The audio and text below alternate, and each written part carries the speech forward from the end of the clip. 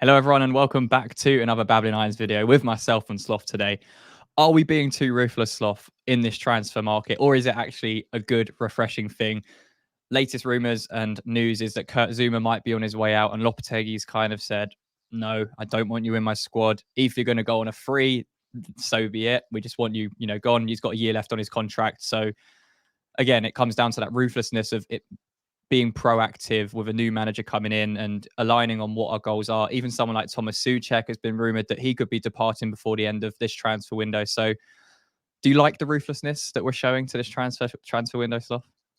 I think it's what's needed. Look, I made it very clear that I'm a big fan of Souček in many ways, and I think that for a squad player he is perfect because he's not going to cause any fuss. I think he's going to give you 100% whenever he plays, but it's now a case of we're thinking, well, maybe we can go one better.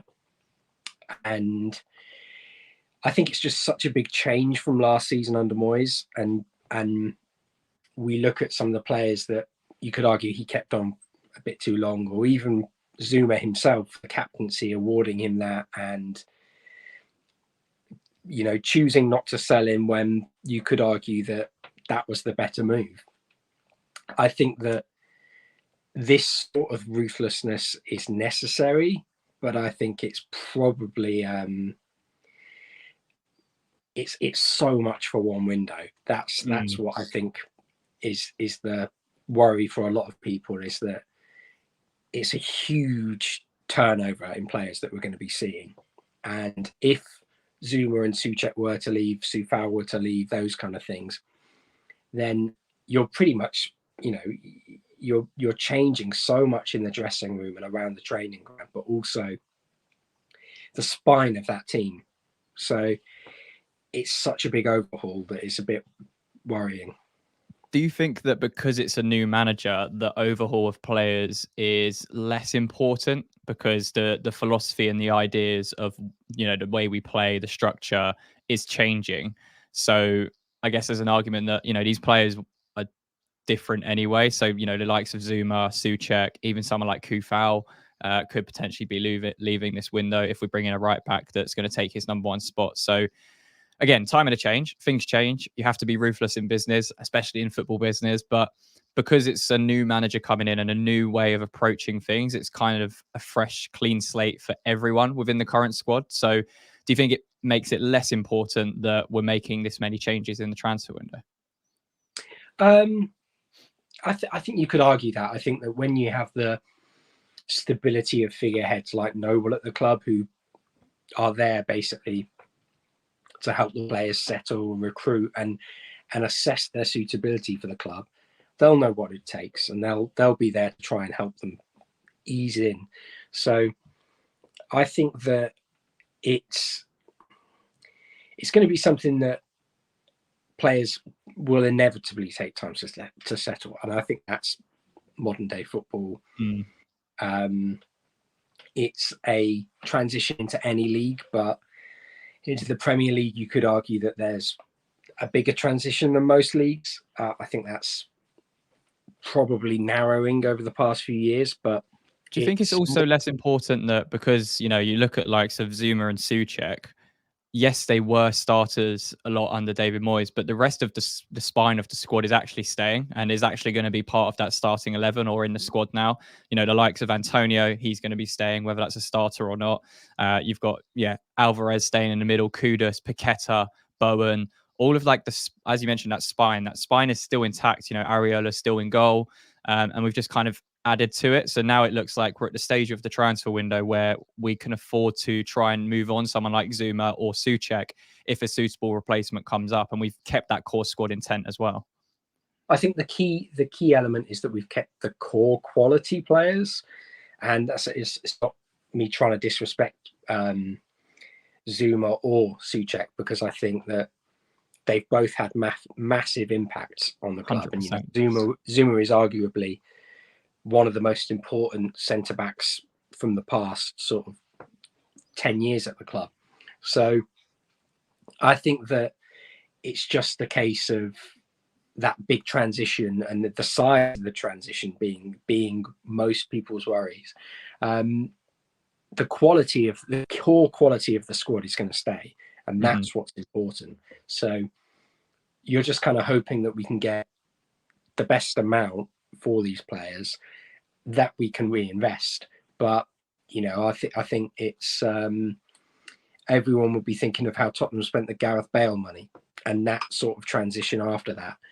It's very rare that you see so many players brought in and it immediately settles. But hopefully Lopetegui can change that. And I think that when you look at the starting 11, it will likely be quite similar to last year, other than the defence.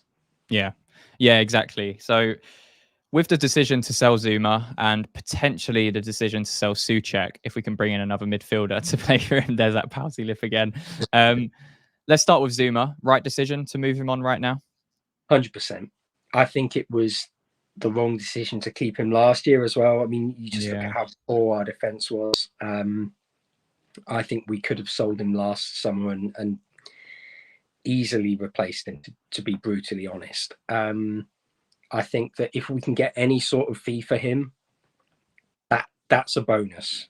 The key thing is getting him off the books, getting those wages off, and trying to improve that position. And look, for him, we've already heard that he's potentially got multiple year contracts, a 2-year contract being offered to him.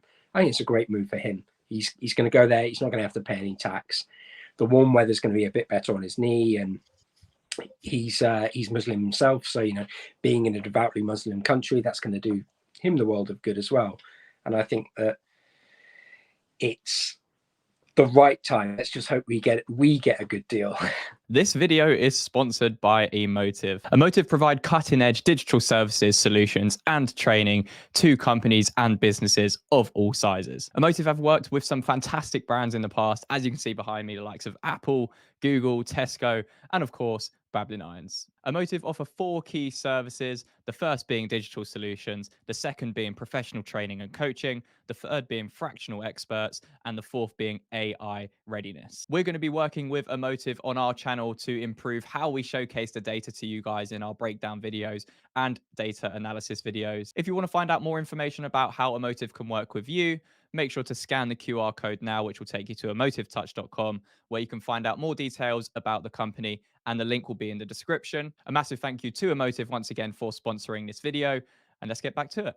Yeah, I mean, by the time this video comes out, there might be something that's moved forwards with the Zuma stuff, but what about being even more ruthless if we were to be, going absolutely gung-ho in this transfer window? Cornet, Ings, trying to think if there's others, even someone like Cresswell, bringing in another left back, which I don't think will happen. But I think Cornet and Ings in particular, do we have to be ruthless there as well? And, say, look, you're not going to be in the squad. You're not part of the plans. We need to sell. We need to sell this summer. Definitely. I think that you can't be too sentimental in modern day football, but also they haven't done anything to earn that sentimentality. They haven't done anything to kind of, really play themselves in with a chance of proving themselves. And I think that there has to come a point when a football club just goes, you know what, I think we're better off just parting ways. And whether Ings in particular will want to do that with his 125 grand a week contract, I think that is the bigger question. Tough, yeah. But it's definitely the right move from the club. And I think these are the harsh reality is these are easily upgradable options for us. And whether we look at bringing in cheaper options on that wing or versatile attackers, I think that it's just a case of us basically saying we could just stick a pace machine, we could just stick an absolute flying winger, or forward, and they're probably more likely to be effective for us if they can stay fit, and they may well fit the playing style more. Is there any kind of wild card picks from yourself that you would not be opposed to selling this transfer window if we're going to be even more ruthless? someone that maybe is part of the plans, or in that squad at the moment, that you think, what, if the right offer comes in and we can replace them, let's do it this transfer window? I don't think there's anyone that would surprise players. I think that the big, potentially the most controversial one is Paqueta.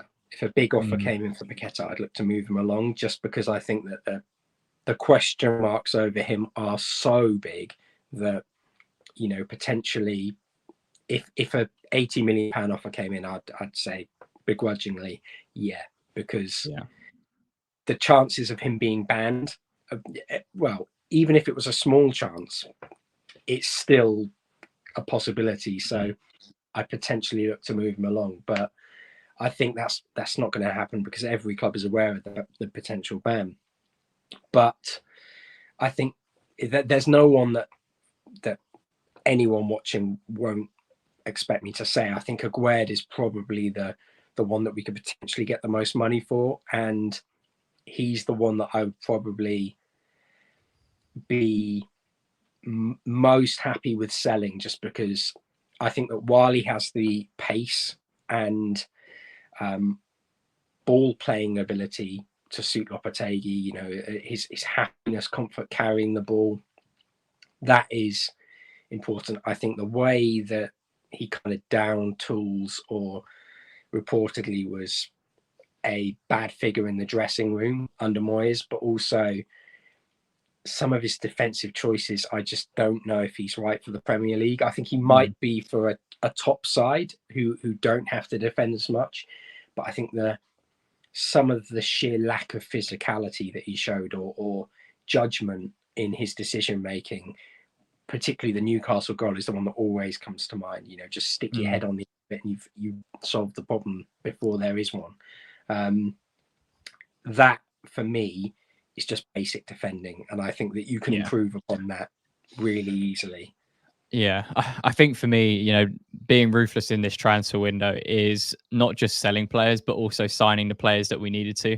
There's been I think we've been pretty aggressive in the transfer window with how we've signed players. We look at the recent, we've signed 3 players in the last 5 or 6 days, which is really impressive to get those over the line, and they're all quality additions to the squad as well, with a mixture of experience and that younger side with Somerville. So for me, I think selling Zuma, that is being ruthless. That's your club captain going out the door. Again, there's rumours now that potentially Bowen will be stepping up to be the club captain, and we'll know more on Saturday in our final preseason match against Celta Vigo. It's likely whoever's captain in that game is probably going to be the captain. So it'd be interesting to see who he picks there. But yeah, I think with Zuma going, that is being ruthless. I think if we're going to be entirely ruthless, Souček goes and we bring in someone like O'Reilly, Fofana, and then that to me is being kind of the top of the ruthlessness chart as you can be. But yeah, I think selling Zuma, 100% agree. Now is the time to do it.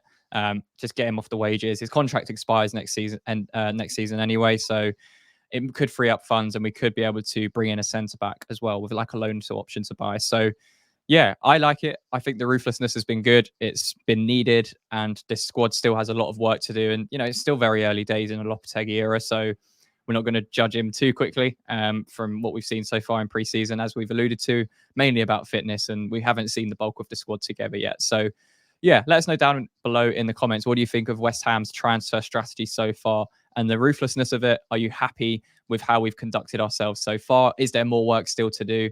Would you be looking to move on any players before that window ends? Let us know. If you enjoyed the video, leave a like, subscribe to the channel for more content moving forwards, and Sloth, until the next one. Come on, you eyes.